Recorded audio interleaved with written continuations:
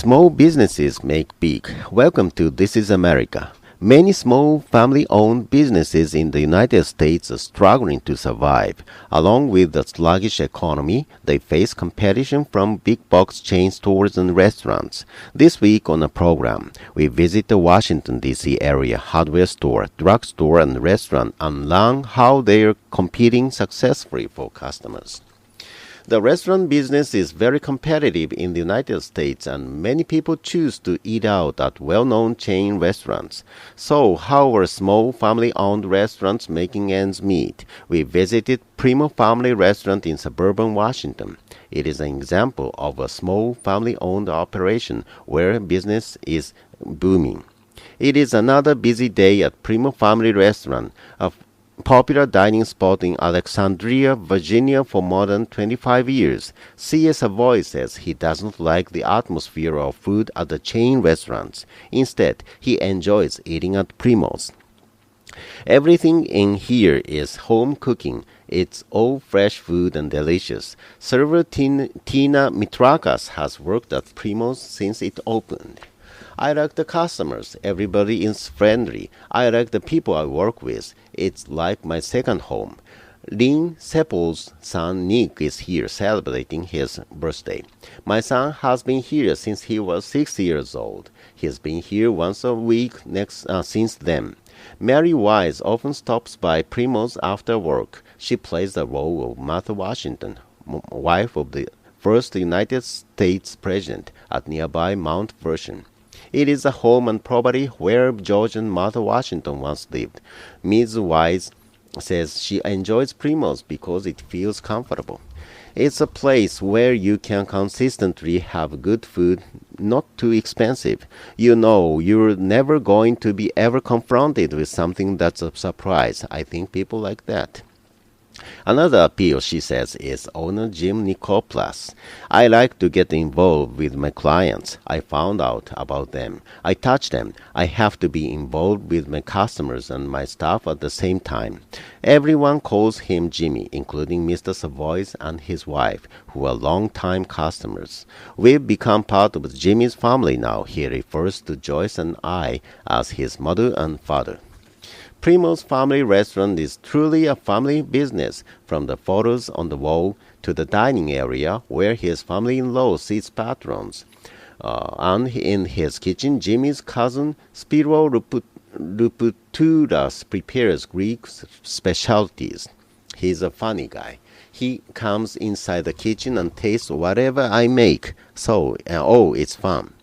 It's a quality control, Greek style. Besides the food and friendliness, Jimmy says Primo's has another appeal over the chain restaurants. Big chains have to go through processes of buying their food from large industries and distributors. We can get our produce local. We can get our meats. Elizabeth Bessel noticed the difference and stays away from the nearby chains. I just don't find the food that great. When I eat here, Jimmy will come up to the table and tell us that he got that produce from somebody's farm. Jimmy says he thinks that there is room in the neighborhood for both family and chain restaurants. His customer agrees. It's been here for 25 years. I see it being here 25 more years. 100 years ago, Morgan Pharmacy opened its doors in Washington. Through economic ups and downs, the small family-owned pharmacy has thrived. But how is it staying in business today with a larger drugstore just down the street? In the second part of the program on the survival of small businesses in the United States, we learn what Morgan Pharmacy is doing to keep its doors open. Morgan Pharmacy has an old-fashioned feel with a display of old prescription bottles and the original shelves from when the store opened in 1912. Pharmacist Barry Deutschman brought the store more than 20 years ago. During the time period between them and the time we stopped carrying tobacco, you can see that people would rest their cigarettes on the counters here. The pharmacy is located in a residential neighborhood of Washington. Most people hear about it through word of mouth. Once somebody who's never here comes in here, they they love the place and they want to come back. Sandra Sugar has been coming to Morgan's for years. This has nostalgia just coming in here. The Tony Stephens feels a special bond. The people who work here, they're helpful. They are like family. Some customers enjoy the new products in old-fashioned packing. It smells so good. Others, Mr. Deutschman sells, like items that are old-fashioned. Grandpa's pine tar soap. After prescriptions, chocolate is the big seller. People who take medicine occasionally need a treat, and they really want good candy. The number of independent pharmacies has been decreasing. The National Community Pharmacists Association says about 20,000 exist today, down by half from 20 years ago. They are being replaced by drug and supermarket chains, which often open up in the same neighborhood and offer a wider selection of products. But customer Abby Griffin says the chain stores are impersonal, so she comes to Morgan's. It's the friendliness, and you feel you trust the pharmacist, and you trust their advice. Independents like Morgan Pharmacy often provide services that chain stores do not, such as compounding certain drugs and creams by hand and delivering prescriptions. Mr. Deutschman says the pharmacists also take the time to talk with customers and get to know them. So it's more than just being the neighborhood pharmacist. It's being part of the community. You don't get treated like this in chain drugstores. Mr. Deutschman hopes Morgan Pharmacies will be around for a long time. I have the most wonderful clientele in the world. I have no plans on treating.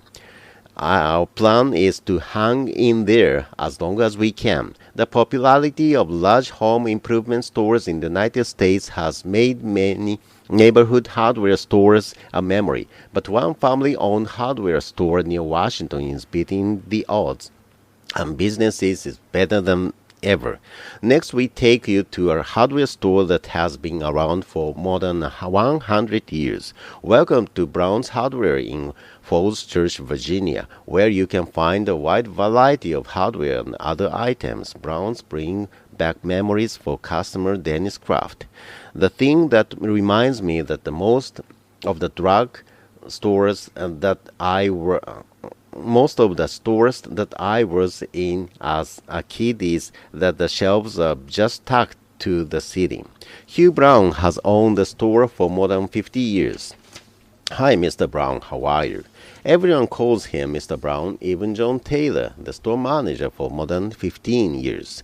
He's a great guy to work for. It's almost like working with your dad. Mr. Brown is the third generation to run this family business. It was founded by a grandfather in the late 1800s, then handed down to Mr. Brown's father. The current store, built in the 1950s, has kept its own old gumball machines, and Mr. Brown still uses his grandfather's safe. He thinks the store has been successful because the customers comes first. We try to take care of them when they come in. Try to have the merchandise that they want. Bobby Beck has been coming in for 30 years to buy items for her jewelry businesses called Hardware. The people who work here, we're like family to me. Mr. Taylor says customers keep coming back because they trust Browns. Mr. Taylor says some people come in just to look around and find unusual items like an owl that scares birds out of gardens and this fly zipper. With no family of his own, Mr. Brown plans to pass the store on to Mr. Taylor. When that happens, a new family tradition may begin. My son works here. He's been working here since he was in high school.